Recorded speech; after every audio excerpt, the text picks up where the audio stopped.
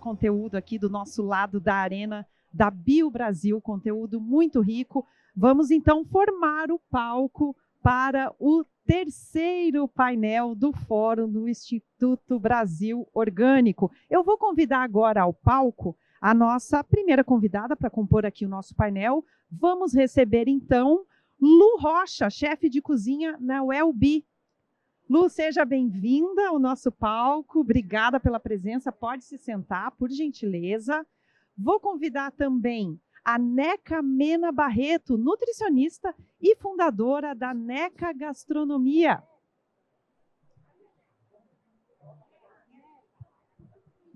Neca, pode subir ao nosso palco, por favor?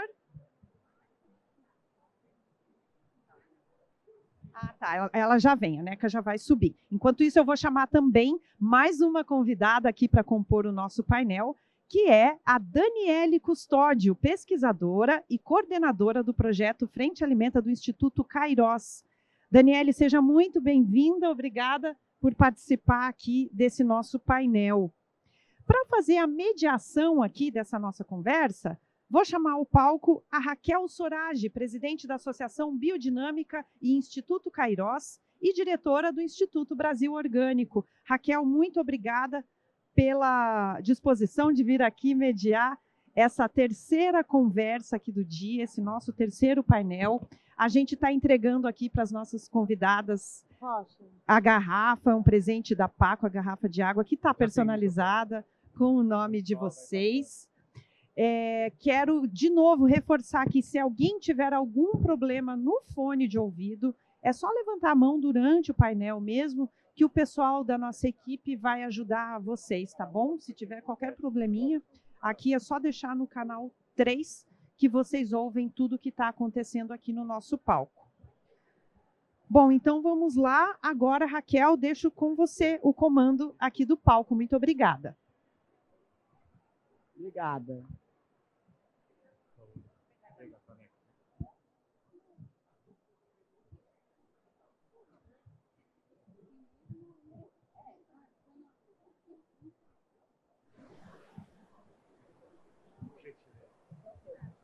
Bom, boa tarde, meninas lindas, algumas cozinheiras, outra coordenadora de um programa de alimentação muito importante.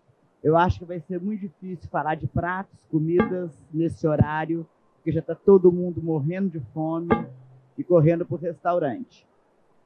Mas a verdade que a gente queria discutir aqui são as dificuldades que vocês, chefes, encontram para poder servir essa comida maravilhosa que vocês fazem com tanto amor, tendo como base a matéria-prima dos alimentos orgânicos, não é? E depois que a Dani, que trabalha com cozinhas comunitárias, fazendo comida na periferia para aqueles que não podem comer, como ela consegue servir comida na periferia usando a matéria-prima do alimento orgânico, né? Então, aquela coisa de orgânico para todos, né?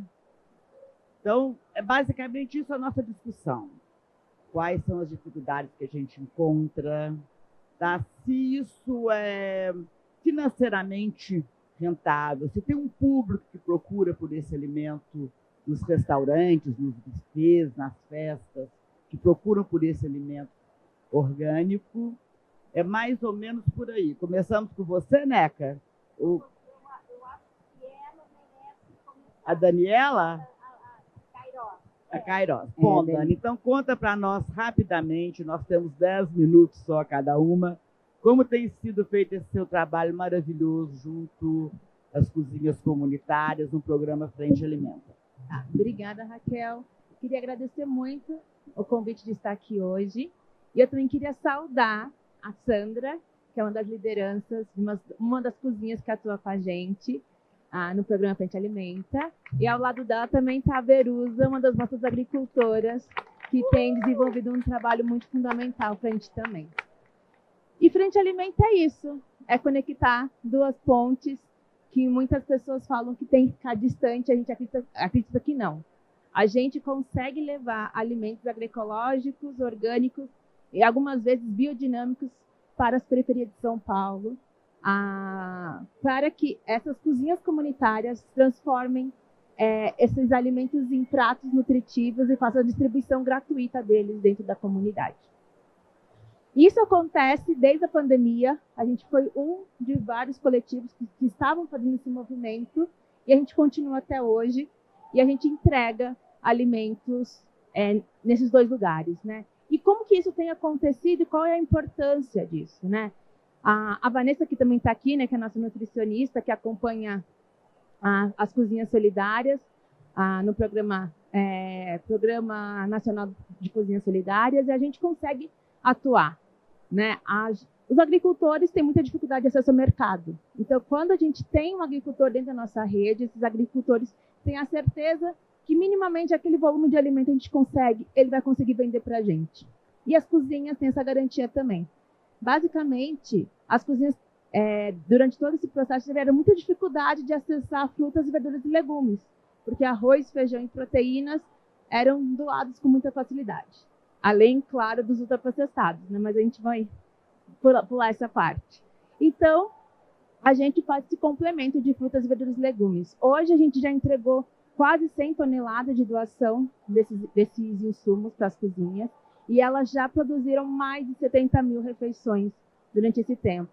E tudo isso tem gerado muitos benefícios. Assim. Há muitas pessoas que fazem tratamento de câncer, vão procurar essas cozinhas, porque essas cozinhas, por exemplo, a Sandra, quando tem uma superprodução excedente, né, Vanusa? Né, Verusa? De produção, a gente compra todo esse excedente e a Sandra, em frente ao ponto de ônibus, no horário de retorno do trabalho, faz uma feira de graça. É isso mesmo.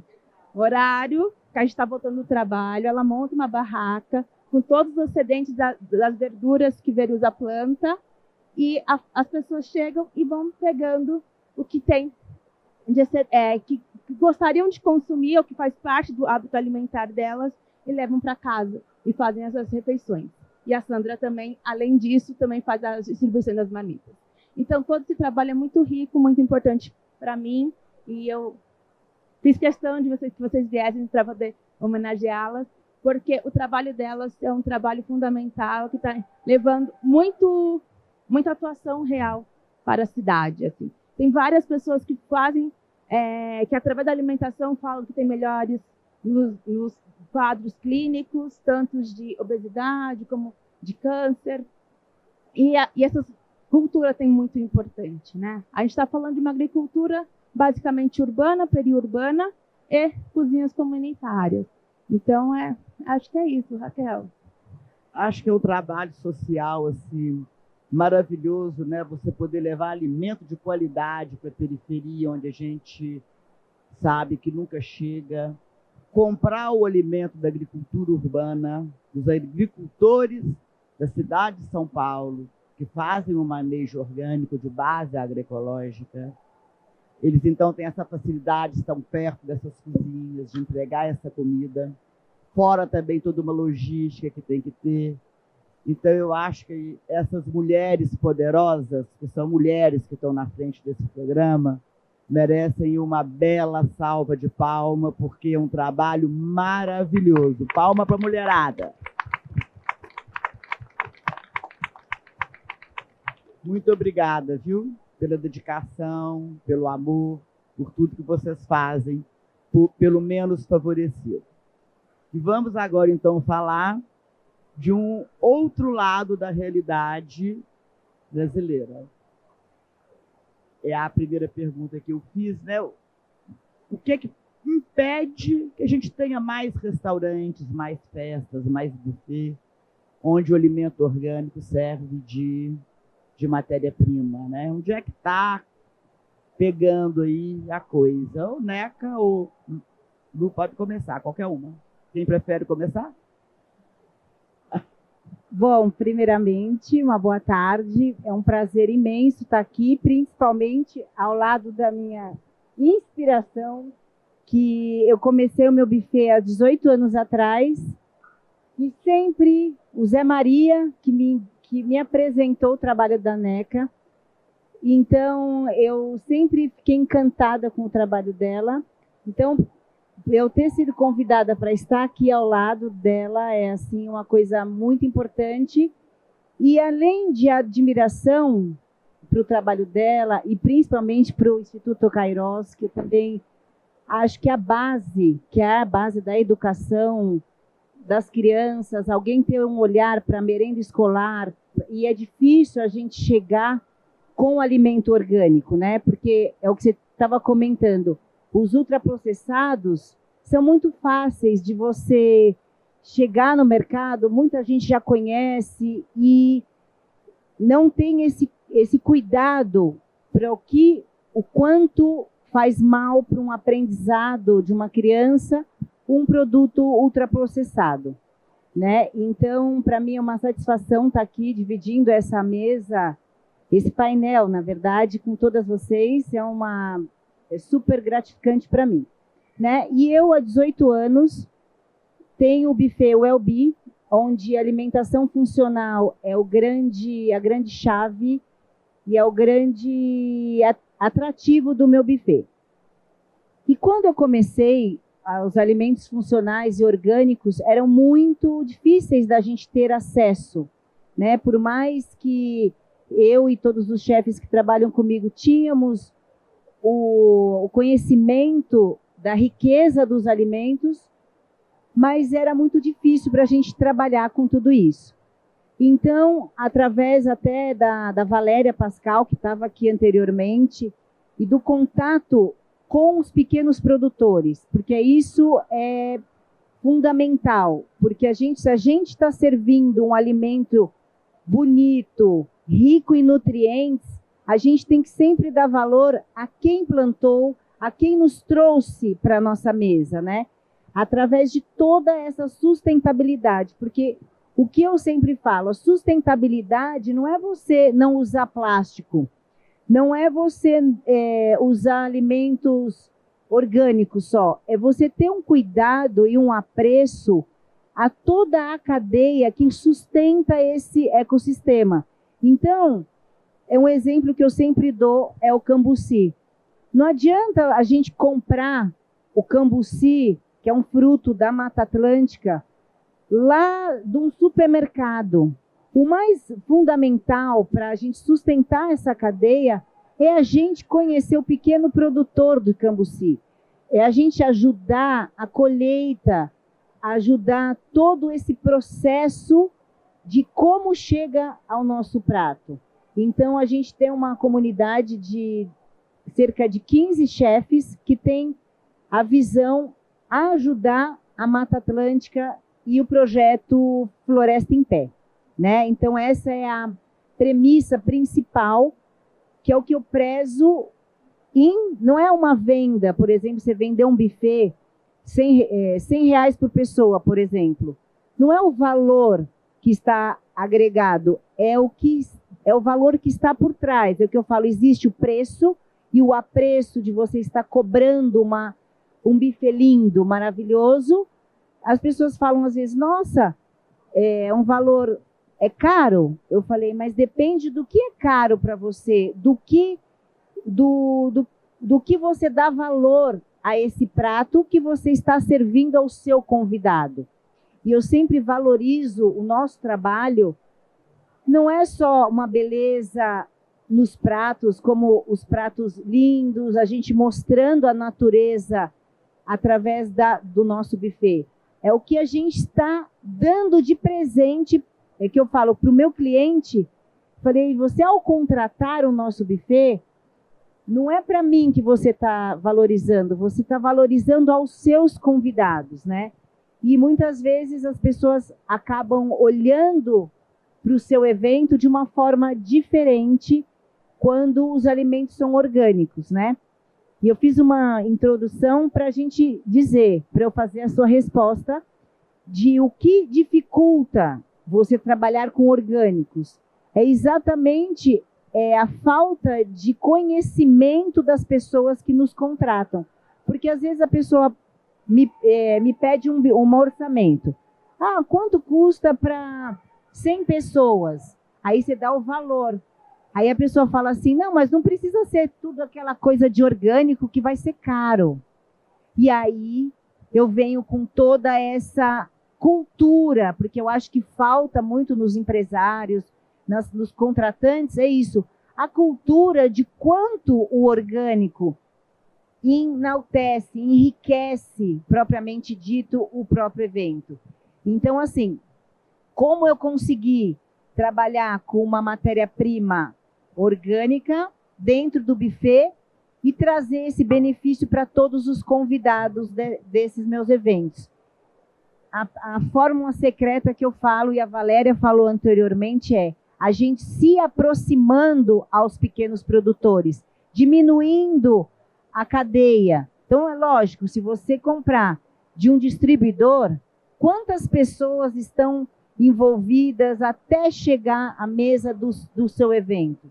Então, tem muitas pessoas envolvidas. Então, qual é o apreço da gente, chefe de cozinha, que tem uma visão do futuro? A visão do futuro é sustentar toda essa cadeia. Então, eu tenho contato com toda o CSA, que foi dito anteriormente, que é uma comunidade de pequenos produtores. Então, se eu preciso de abóbora, eu vou direto no CSA. E o custo acaba sendo próximo a um produto cheio de veneno que vende no mercado ou até no Ceasa. A gente tem a Luciana da Terra Frutas Orgânicas, que também é uma produtora de goiaba. Todas as frutas que ela produz é facilmente encontrado para que a gente tenha acesso e dá toda essa cultura para os nossos clientes que nos contratam para um evento. Então, eu fiz uma volta para dizer que não é o valor, que quando quem trabalha aqui nesse mercado de buffet, a pessoa vai falar que é caro, qual é a nossa responsabilidade? Não mostrar um preço, mas mostrar o valor em toda essa cadeia de alimentos orgânicos e além do benefício que todos os orgânicos trazem para um evento. Só um exemplo, por exemplo, se é um evento de concentração, a gente coloca alimentos funcionais que permitem a concentração das pessoas que estão aqui assistindo, através de produtos orgânicos, porque é a certeza de que realmente tem todos aqueles polifenóis, todos aquilo que a gente está propondo para deixar a pessoa mais acordada. Então, assim, eu fiz uma volta para dizer que a gente tem que se valorizar, indo atrás de valorizar outras pessoas, para que a gente acabe ganhando dinheiro, prestígio e tudo que está, é o final, né? A consequência de tudo, isso é o bom trabalho, principalmente para valorizar os pequenos produtores. Obrigado. Imagina. Neca, tem um problema, Neca, que a gente sempre escuta, que é a sazonalidade dos produtos orgânicos. Você não tem o produto o ano todo. Isso, inclusive, é uma desculpa das cozinheiras da merenda escolar, de que preferirem comprar o produto convencional, porque elas têm ali uma disponibilidade de produtos para poder montar o cardápio, né? Como vocês enfrentam aí essa dificuldade, essa adaptação de cardápio? Nem sempre você tem o produto que você quer. E de que forma vocês vão driblando aí essa situação? A gente precisa gostar e amar muito o que faz para poder ter paciência e poder ter um pouco de otimismo e saber que um dia as coisas já estão melhores do que quando eu comecei há 40 anos atrás. Mas a logística de pegar, até eu quero esses teus fornecedores também, e não sei se tu também tem, porque sempre assim a gente precisa ter uma logística muito grande, muita paciência para o alimento chegar na nossa cozinha e a gente poder trabalhar ele. Ah, choveu! Eu nunca vou me esquecer que eu comprei um grande lote de cupuaçu desidratado. E daí a ponte caiu. E daí a gente só recebeu dali a 2 semanas. Mas tu tá esperando, porque tu precisa produzir alguma coisa com uma data X, tu precisa ter um jogo de cintura, vamos lá. porque não chega, pode não chegar e a gente tem que, assim, rebolar. Há 38 anos atrás, quando eu cheguei em São Paulo, eu tinha uma salada que tinha muitos frutos e ninguém comia.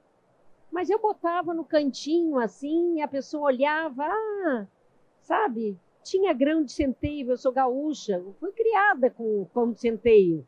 Tinha grão de centeio, tinha tomatinho, tinha pepino, tinha grão de bico, tinha o cachá, que a gente chama de cachá, mas é pretinho, e é o trigo sarraceno. Muitas verduras e grãos. Ninguém comia. A pessoa perguntava e dizia, obrigada, obrigada. Agora é a salada que mais comem. Então, acho que a gente, assim, existe um modismo, a gente sabe, mas cada dia mais o meu cliente está interessado no que faz bem depois que tu engole. Depois que tu engole o alimento, aquilo tem que te fazer muito bem. Então, acho que é muito importante a gente não dar bola. É que nem o WhatsApp, sabe? Eu acho que o melhor exercício para concentração é fazer jejum de celular também. Porque o alimento, quando ele tem que ser bom na boca, e a gente, o paladar é que nem um idioma. A gente tem que aprender a gostar.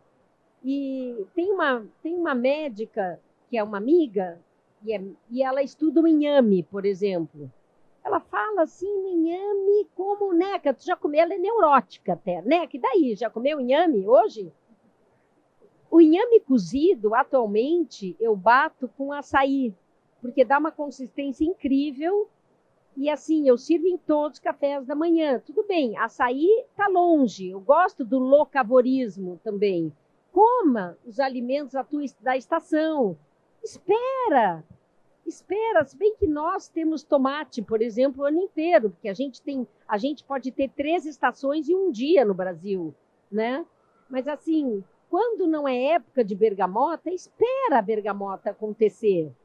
E cada dia mais eu tenho um cliente, porque há 30 e poucos anos atrás, não estou saudosista, mas as pessoas queriam aquele cardápio e muita proteína isolada.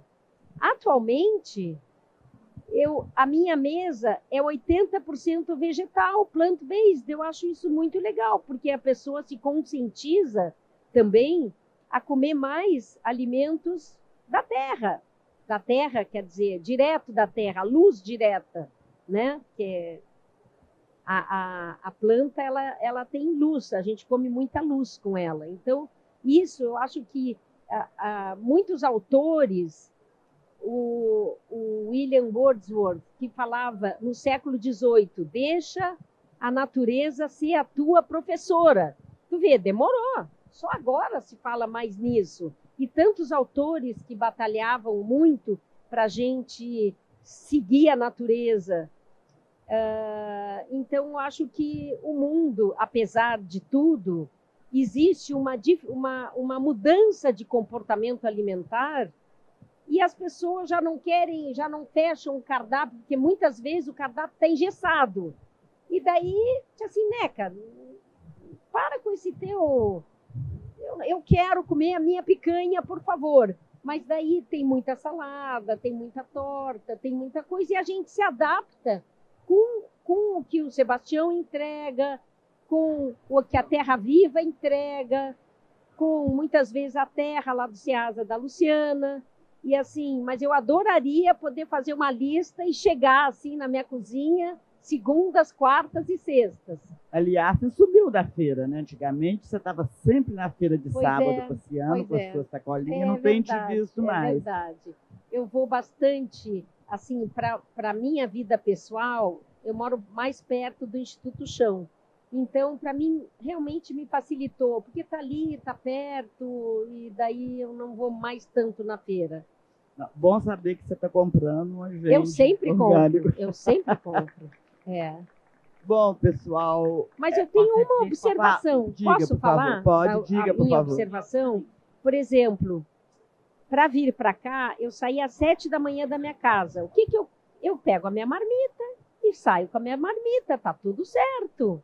Então, assim, eu acho que, tudo bem, se não tem jeito, até um alimento empacotado, mas eu duvido, porque a coisa melhor mesmo é tu pegar um inhame com casca e descascar, tu pegar a tua cenourinha, tu pegar uma sopinha, atualmente tem esses térmicos, que é ótimo, que tu pode comer, o teu arrozinho com um pouquinho, uma mistura de grãos.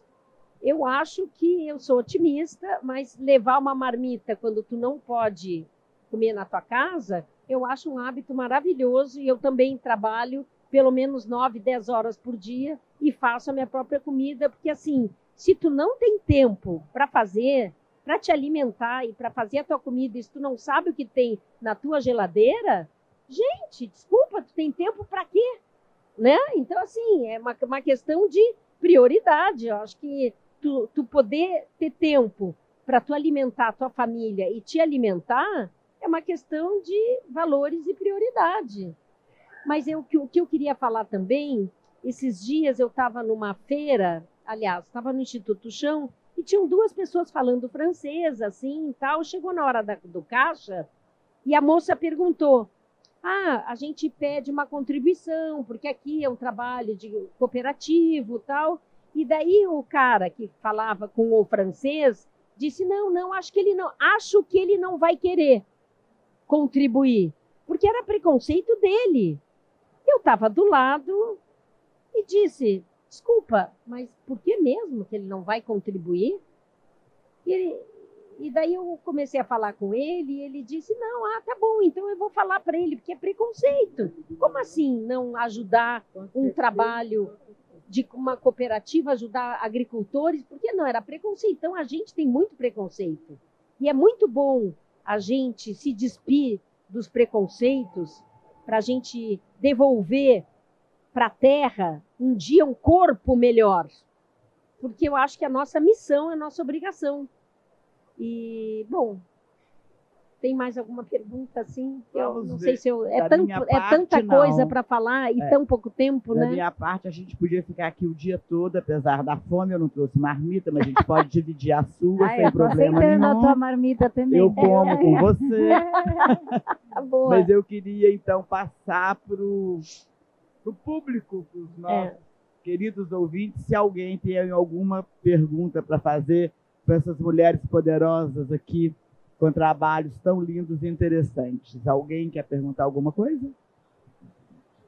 Procurem o filme Biocêntricos, que vale a pena assistir. Quem gosta de alimentação, é muito lindo. Eu quero fazer uma pergunta para você. Fazer já, entre a gente também? Sim, pode. Por acaso, vocês têm horta lá na comunidade? A horta assim, física? Porque a gente tem um amigo nosso em comum, o Zé Maria, que ele me levou em várias comunidades que eles estão instituindo as hortas, tipo em escola, para promover mesmo e para ter diretamente nas refeições. Vocês têm horta? Assim, a Frente Alimenta, ter uma horta a gente não tem, mas a gente fortalece os agricultores que estão perto dessas cozinhas que atuam com a gente. Para vocês terem mais ou menos uma ideia, a nossa composição de cesta é metade agricultura urbana e outro complemento agricultura rural, porque a gente entende que a estrutura das cidades não possibilita plantar raízes, frutas, por conta do tempo de cultivo, né? Só para o público que não sabe, por exemplo, um alface em 45 dias já está a ponto de comercialização, enquanto uma mandioca demora 18 meses, né? Então, como que um agricultor urbano vai esperar 18 meses para poder ter um recurso, uma renda? Então, não justifica. Então, a agricultura urbana, elas estão próximas das cozinhas. A gente tem alguns agricultores, então, em média, a distância é de 5 a 10 quilômetros. E quando a gente fala isso em relação à cidade de São Paulo, eles estão super perto. Então, tem essa conexão. E essa conexão é muito benéfica, como a Neca estava falando, e você também, Juliana. Que quando você personaliza o trabalho desse agricultor, não é uma escarola que está chegando na cozinha. É a escarola, por exemplo, da Verusa, que eu tenho certeza que a Sandra vai fazer o aproveitamento integral dessa escarola. Ela não vai querer perder nada, porque ela valoriza o trabalho da Verusa, ela sabe quanto amor tem aquele alimento.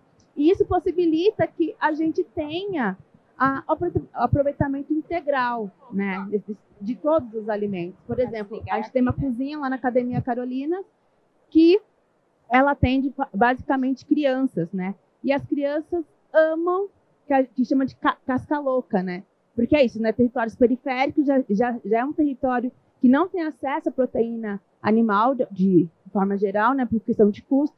Então, quando vem esses aproveitamentos integrais, esse acesso a esse alimento, as crianças embarcam.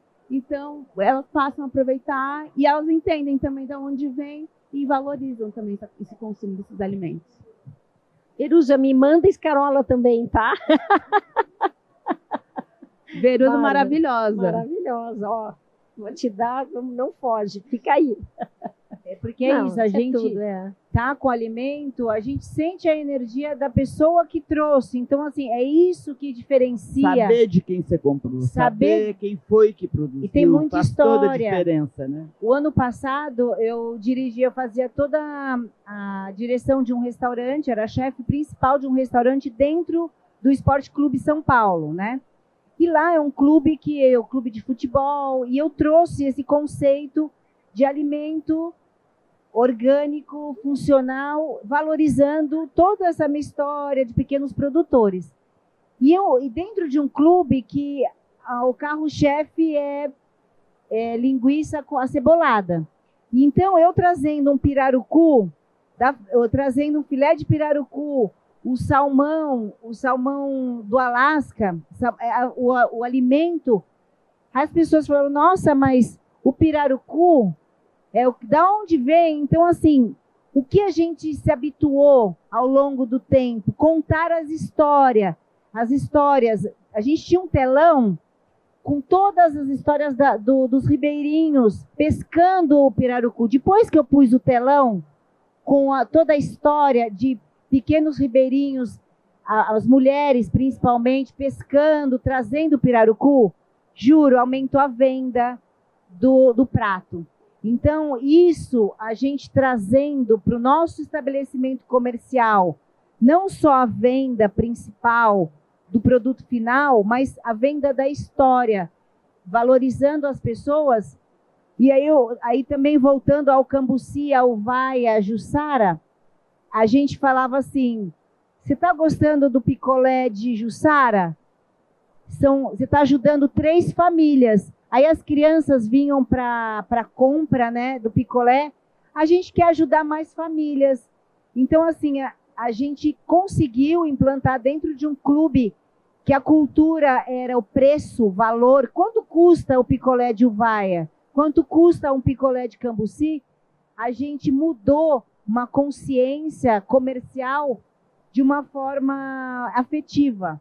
Que o alimento... Então, a gente trouxe essa consciência de o quanto ajudar o próximo está ajudando a si mesmo, além de toda a parte nutricional, porque a parte nutricional de um alimento rico em vitaminas, que o Cambuci tem mais vitamina C do que uma laranja, e todo mundo está acostumado a pedir um suco de laranja, por favor.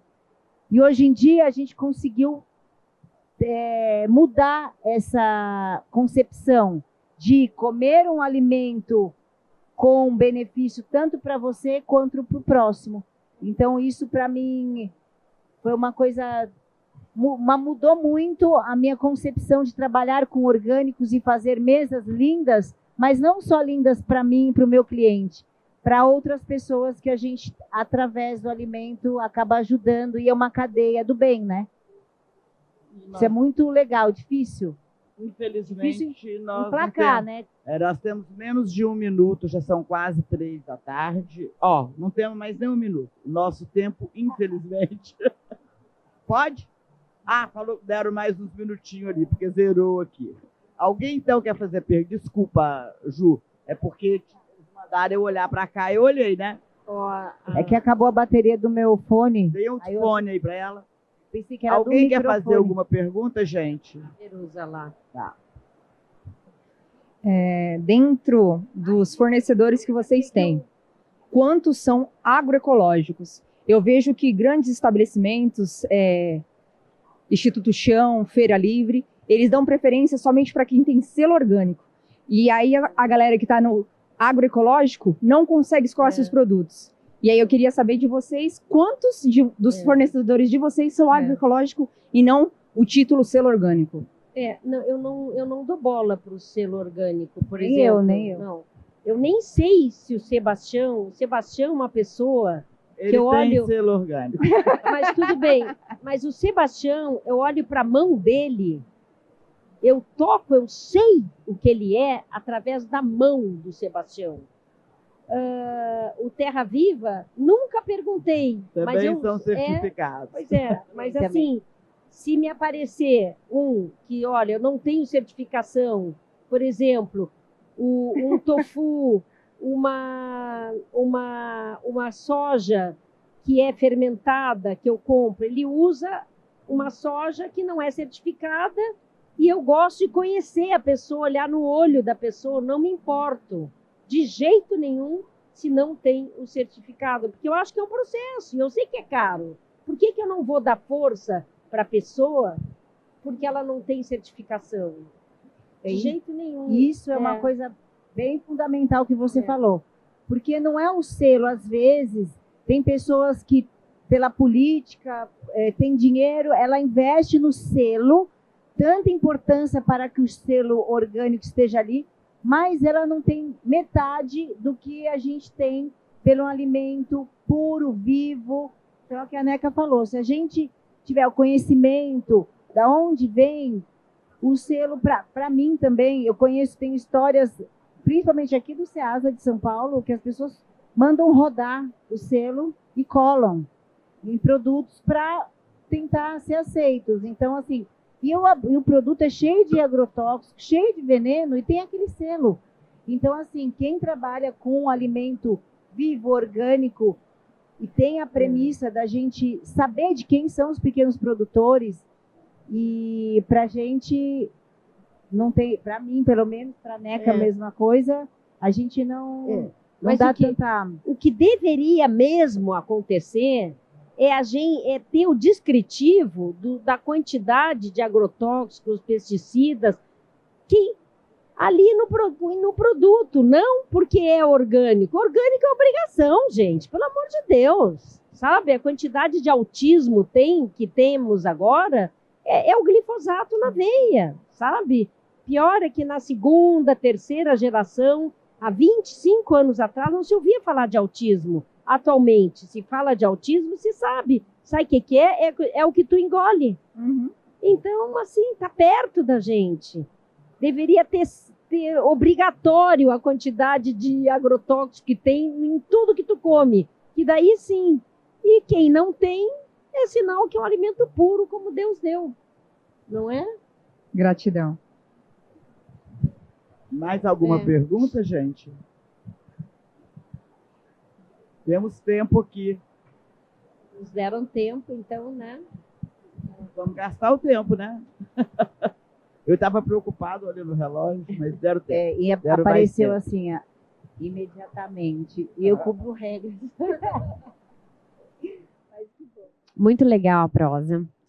Eu queria perguntar para vocês qual que é a visão de vocês, porque a gente falou no painel anterior, agora também a gente comentou sobre os alimentos processados. Mas dentre os alimentos processados, a gente tem os ultraprocessados e a gente tem muitas agroindústrias, por exemplo. E os alimentos processados, como esses de agroindústria, são importantes para a renda familiar, né? Quando a gente fala de agricultores, agricultoras. Como que a gente traz esse discurso, né, para diferenciar, para não colocar tudo no mesmo pacote? Se é alimento embalado, é um problema. Se é alimento não embalado, é legal. Né? Mas a gente tem alimentos processados e processados. São diferentes. Eu acho que é importante poder aprofundar um pouco nisso, porque lá no Paraná, por exemplo, eu sou parte da rede Ecovida. E a gente viu muitas famílias transformando a realidade por conta das agroindústrias, fornecendo para merenda escolar, em feiras, CSA, enfim, entrega de alimentos orgânicos nas casas. E realmente teve uma transformação na renda dessas famílias. Então, queria ouvir de vocês o que vocês pensam disso para a gente, como que vocês veem o papel, né, nosso de conscientizar essa diferença não é só embalado ou não embalado. Existe uma diferença dentre esses dois extremos, né? Obrigada. Quem vai responder? Obrigada pela pergunta, mas deixa eu te perguntar uma coisa. São alimentos processados ou só embalados? Por exemplo, tem um brócolis que está embalado, de uma agricultura que é orgânico, que é o que a Neca falou. O que importa é a quantidade de veneno que está inserido. Entendi. Agora, que é processamento mínimo. É você pegar uma uva, transformá-la num suco e você vender sim, o suco. Você pegar um tomate, transformar num Molho de de tomate. e vender o molho de tomate. É esse processamento é o mínimo. processamento. Não chega nesse mínimo, né? O mínimo eu entendo como só embalar. Por exemplo, eu compro a granel feijão, embalo em pacotes de 1 quilo, eu embalo um brócolis, embalo uma uva. Mas, por exemplo, a gente tem agroindústrias. Eu, por exemplo, produzo cogumelo shiitake. Eu desidrato, é um processamento. Tem pessoas no nosso grupo que fazem pão, que fazem molho. É processamento, não é microprocessamento. Ou, por exemplo, o exemplo que o Daniel deu da Good, né, da Selva e Paz. Ela faz barrinhas de frutas, é processamento. E aí, eu não sei, às vezes eu acho que fica um pouco muito dois extremos sem aprofundar. Essa é a questão mesmo que eu queria trazer. Eu acho que é importante, é fundamental para longa escala, porque realmente não tem condição, ninguém é indígena, né? A gente está numa era avançada da pessoa simplesmente pegar o coco, fazer o próprio leite de coco e a gente servir nos nossos buffets. Eu acho fundamental ter essas empresas que também, o importante é acompanhar que todas essas empresas também tenham esse cuidado com o alimento, para como a gente compra. Então, acho que é fundamental para aumentar a escala, para dar possibilidade e para dar negócio em toda... Então, por exemplo, se você desidrata o cogumelo, não, então eu só compro o natural.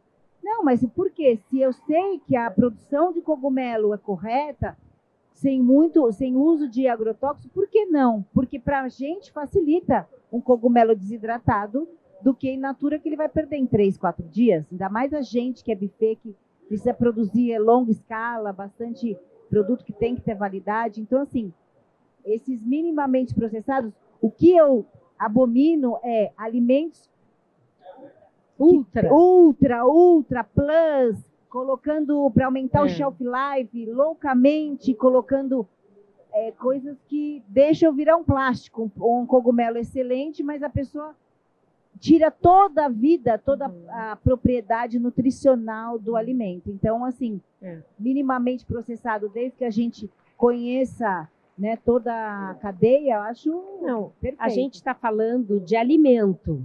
Tu desidratar um shiitake, um cogumelo, continua alimento. Tu fazer um molho de tomate, tu tem muito tomate, continua um alimento. Se tu desidrata, faz uma barrinha, eu faço salada desidratada. Salada, eu faço uns crackers de salada sólida. Tá tudo certo. Para pessoas que estão viajando, já pega o pacotinho e come pelo menos uma salada orgânica desidratada a 43 graus. Está ótimo.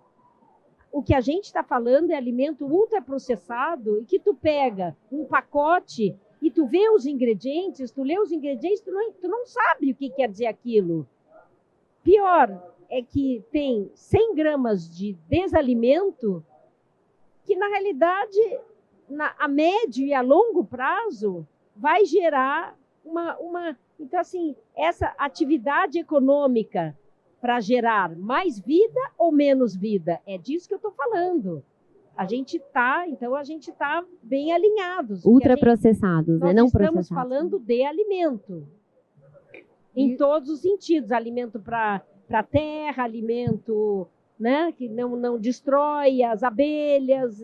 Todo um ecossistema está se beneficiando disso. A fauna, a flora, né? Acho que é mais ou menos por aí, claro. Algumas cozinhas que a gente atua começaram a produzir alguns produtos, né, para comercialização, tanto para gerar renda para essas mulheres, como sempre mulheres, né, que estão nesses entornos. E para elas também é um processo de aprendizado, né? Eu sou da extensão rural, né? Então eu sei muito bem o impacto dessas agroindústrias, principalmente quando consegue acessar políticas públicas, né? Que a gente tem essa garantia de venda e renda, principalmente para as mulheres do campo. E aqui em São Paulo, eu vejo muito isso também nessa economia solidária, que essas cozinhas passam, a partir da cozinha, formam-se grupos, né? E elas começam a acessar a comercialização desses produtos, né? Então, elas fabricam? Tem o tomatinho da deusa, que é um tomate pelado, com muitas especiarias maravilhosas. Tem os tipos de banana, tem a caponata, tanto da casca da banana como o coração de bananeira, que elas fazem belíssimamente, pães. Inclusive, elas estarão aqui no dia 13, no Taste Talk, apresentando um risoto de aproveitamento integral de cenoura. Assim. Então, fica a dica, a orientação, e também quem estiver aqui para provar, né? Então, é renda também para as mulheres aqui da cidade, e tem dado uma valorização delas dentro desse cenário periférico. E claro que é comida, é alimento. É uma coisa completamente diferente. Não tem uma fração de alimento. Aquele produto é 100% alimento e não tem nenhum tipo de adição. Só para não demonizar, por exemplo, pacotes, entendeu? Porque são pacotes. Ou processados, porque tem ultraprocessados, processados e minimamente processados, né? E aí dentro desse universo. Agora nós temos que terminar, já veio o ok ali da mesa. Qualquer coisa que tu leia os ingredientes e que tu reconheça, daí sim. Eu quero beijar todas, agradecer, mulheres lindas, trabalho lindo, de novo parabenizar as outras mulheres que compõem essas cozinhas comunitárias, agradecer muito, muito a participação de vocês, foi muito bom vê-las. Dani eu vejo sempre, Lu conheci hoje, Neca conheço de muitos anos da feira. Vamos voltar. Não é? Volta para você me ver, pelo menos, tá bom? Então, muito obrigada mesmo, vocês são especiais. Obrigada, gente. Obrigada, gente. A gente aqui agradece esse carinho e essa valorização ao nosso trabalho, né? Muito obrigada. A gente tem um presente aqui para vocês. Pessoal, a gente encerra, assim, a programação do Fórum Internacional da Produção Orgânica e Sustentável, esse fórum que teve curadoria do Instituto Brasil Orgânico, foram 3 painéis incríveis, um conteúdo excelente. Agora, aqui na Arena da Bio, a gente faz uma pequena pausa, a gente vai voltar com a programação às 16 horas.